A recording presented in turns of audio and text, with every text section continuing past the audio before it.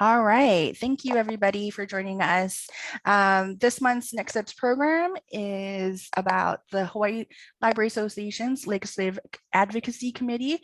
We're going to talk about strategies, recruitment, and leadership development ideas. We have Ellen Ray Cachola. She is the evening supervisor and archives manager at the University of Hawaii School of Law Library, and she also lectures for the Department of Ethics Studies. Without further ado, go ahead, Ellen.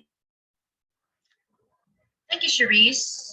I hope that people can see my slides, but I will just go in. So thank you everyone for joining today, and apologies for the confusion on the time. There's Mercury in retrograde, but there has been a lot of news about the state of our libraries, and so I'm very proud to raise awareness about our committee, the HLA Legislative Advocacy Committee, that has been ushered by Cherise, our HLA board president that just spoke previously, back in February 2021, but during the pandemic.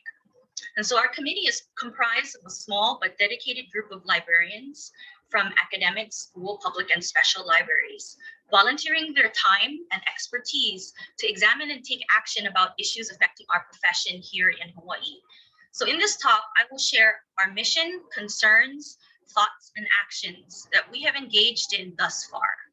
Our goal is to invite more people into our professional committee here and to reach out to our network, such as yourselves, library workers and information professionals here in Hawaii, to join us in advocating for our labor and our work as a whole. So let's begin. So what is the HLA Legislative Advocacy Committee? So in response to our community's desire to be heard, valued, and supported, the HLA Legislative Advocacy Committee formed with a mission to advocate for Hawaii's libraries and information workers.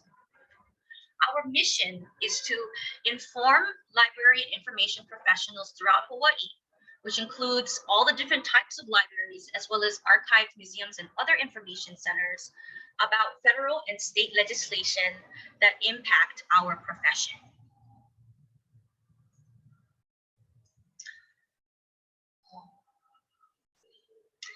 And the other thing we want to do is educate Hawaii's library and information workers on how we can advocate for our profession. So here are some ideas that I bring from my teaching. I do teach a class called Social Movements in Hawaii, and I think that the course offers some framework around what theories of change are. And so we can also think about a theory of change as the plans and action steps to generate a shift in conditions and also awareness. So the different components of a theory of change are defining the problem, which is how each problem has a history, but also when we create campaigns, it's important to focus on the immediate manifestations of the problem and what are the current conditions that are negatively affecting our peoples or our communities. Theory of change, which is the plan to visualize how the problem can be solved. Tactics and strategies, which are the specific action steps to a broader strategy to solve or alleviate problems. Base building and coalition, which is getting more people to support the theory of change and to get involved in the tactics and strategies and to partner with other organizations to spread the word. And then evaluate and sustain is to reflect on our past work and monitor if we were addressing the problem we sought to solve. How do we sustain our group to continue on the next steps, such as deepening the strategies to address the problem, to further the campaign another theory of change cycle, or perhaps tackle new problems that might have emerged in our awareness. So together, in our committee, we can learn how to carry out different campaign steps to advocate for what matters to us. So what have been the problems or concerns that we have talked about in our committee? So one of the major ones is budget cuts. We actually started off because of the concerns, well, during COVID, but also before that, the budget cuts happening to school libraries, public libraries, and even in academic libraries. We librarians, we do a lot in our jobs. How can we be supported and valued for our work instead of our positions being cut or underpaid? How can we hire more qualified staff to help serve our patron needs and organizational goals? Why are we experiencing budget cuts when information and technology is changing? We are the ones who help people access and keep up to date with these changes. And why are we struggling with aging buildings and without security support as a public institution, or sometimes with your public library? Sometimes buildings need maintenance and update for 21st century to increase our resilience during climate change. And we have read and experienced instances of people in stress and distress due to ideological differences, mental health, lack of basic needs, and distrust with government. And how do we get the resources to keep our librarian staff and all of our patrons safe?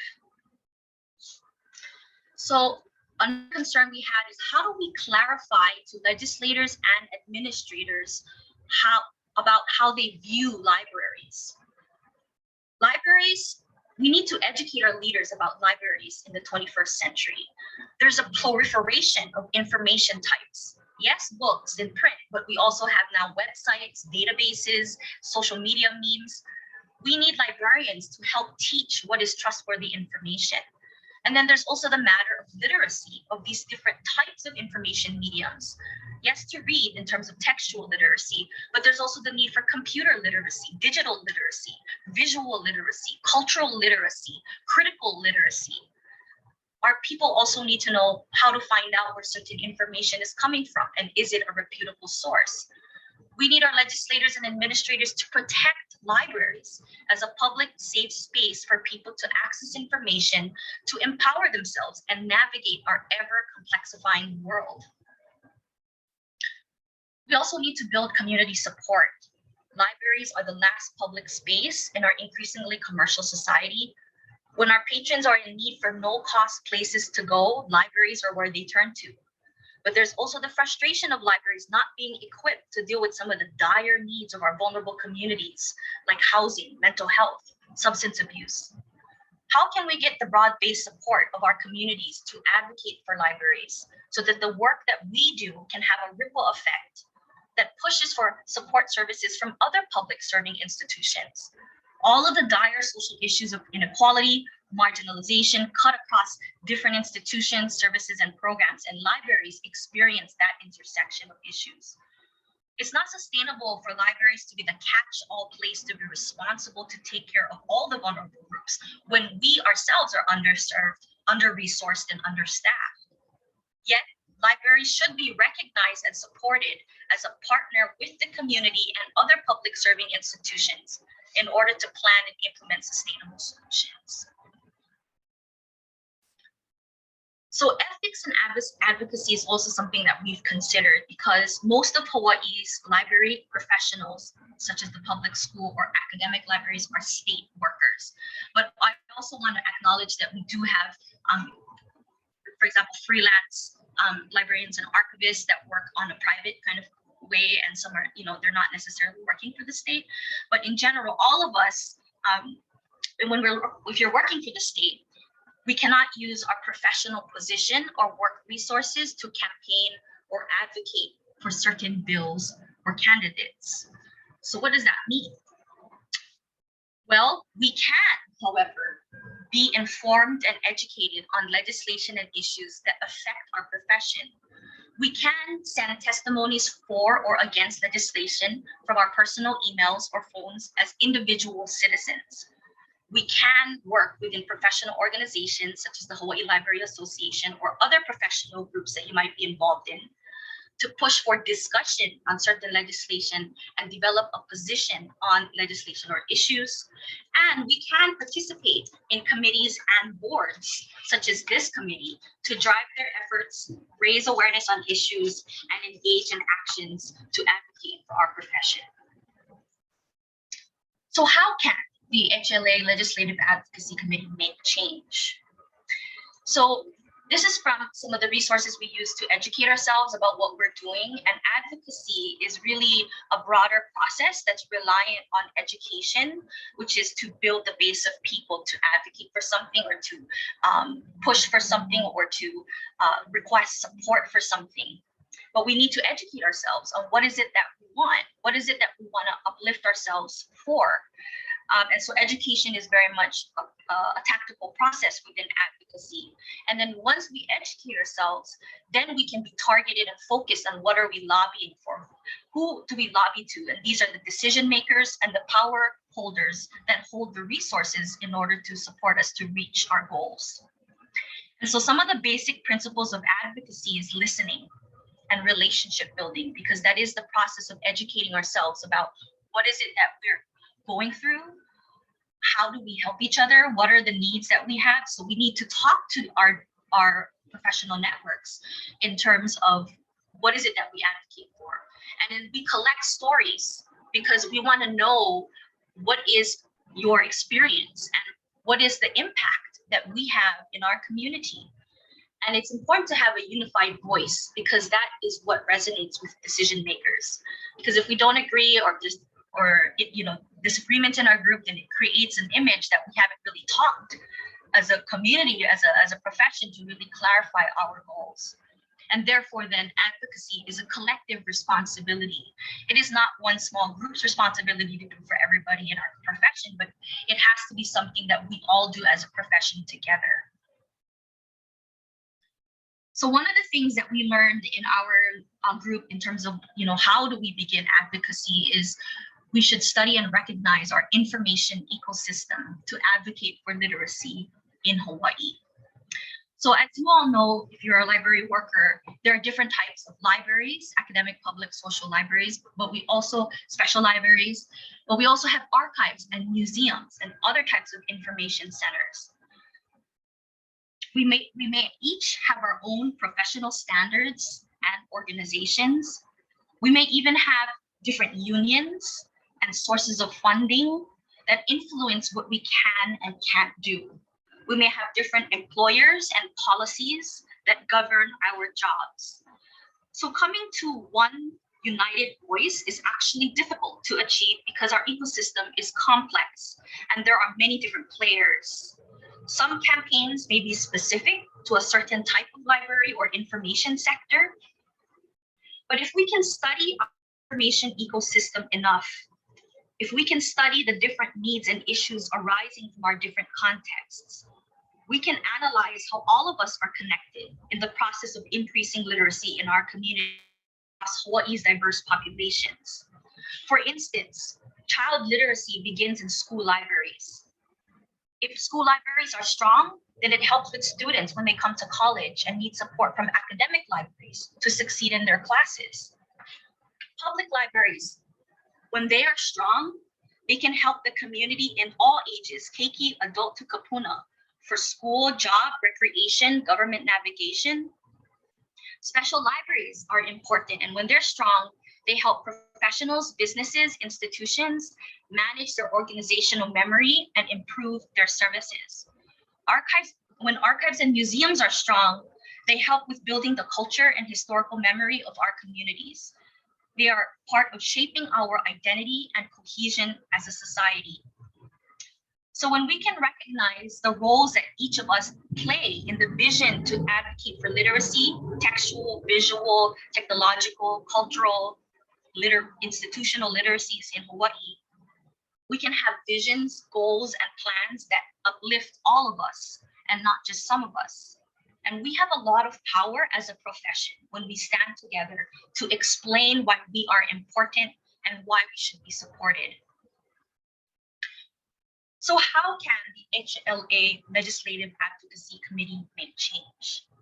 We have been exploring 3 different practices: communication, facilitating communication with lawmakers, library employees, and communities. So with regards to facilitating communication with lawmakers, some of the things that we've done is keep track of federal and state legislation that affect Hawaii. So at the federal level, we have a relationship with the association, the American Library Association National, and they have a team that monitors congressional bills like the Library Services and Technology Act and different types of broadband bills that were in congressional packages to the state of Hawaii. But we also have experience tracking and responding to state legislation that affect libraries in Hawaii. So we had local experience with Senate Bill 3269 and House Bill 2449. So SB 3269 was related to academic tenure. So this related to academic libraries' interests. And then HB 2449 was related to the scope of the state archives collecting materials from other state agencies. And so this was kind of related to the archives community. What we learned in this process of getting involved is how to access language of proposed legislation and policy, how to understand the committee and the larger bureaucratic structure that holds hearings, and when do we come in to share our testimonies. We learned how to craft and submit testimonies for and against certain policies. In general, we learned that there's so much need for communicating with each of our specific professional organizations, either in our specific sector or even collectively as a whole around advocacy, that we still have to build that sense of connection with one another. And I think that, this is good learning experience for us. The last thing that we did recently was we sent out the 2022 candidate survey. And so you might have seen this in the HLA listserv. We sent out a survey to the candidates for this recent primary election. And so we collected those candidates' views on libraries. And so we had a workshop before this one that talked about the results. But all of that information is on our HLA advocacy website, which I will show the link at the end of this presentation. The other thing that I said that we do in terms of making change is we facilitate communication with library employees. So our legislative advocacy committee is an opportunity for librarians and information workers from across our professional network to come and together to work across our specific focuses. So we're currently academic, special, public, and school librarians that are in this committee. And so we came together, and one of the early issues was to address the school librarian budget cuts and position cuts. And so we created a school librarians task force that's still active. And then we also reached out to all of Hawaii's library workers to request that they share their stories on how libraries impact us. And so we haven't quite shared the results yet, so I'm going to do that today. This is the survey that we sent out, and you might have also seen this survey through the HLA listserv.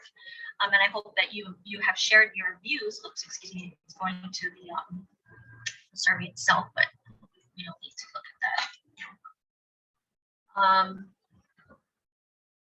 Okay, sorry. And we also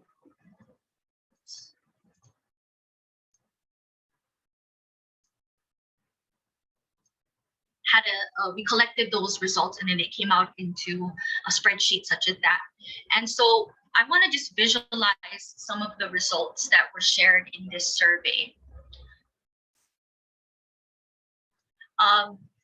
So the first question that we asked in this survey to library workers is, how have you been able to help library users in a meaningful way? So 26 of those people that responded to our survey said that these are some of the interactions that they've had with their patrons, their library users. So just to kind of help distill some of the data points that came out is that our librarians in Hawaii help users by engaging students, providing basic computer skills, helping patrons reach for community college and higher education, providing access to resources, providing programs, financial education, unemployment claims, applying for jobs, connecting family, digitizing histories, providing groups, working with children, and crafts. So that's just a snapshot. There's much more complex data, but just to kind of give you a taste.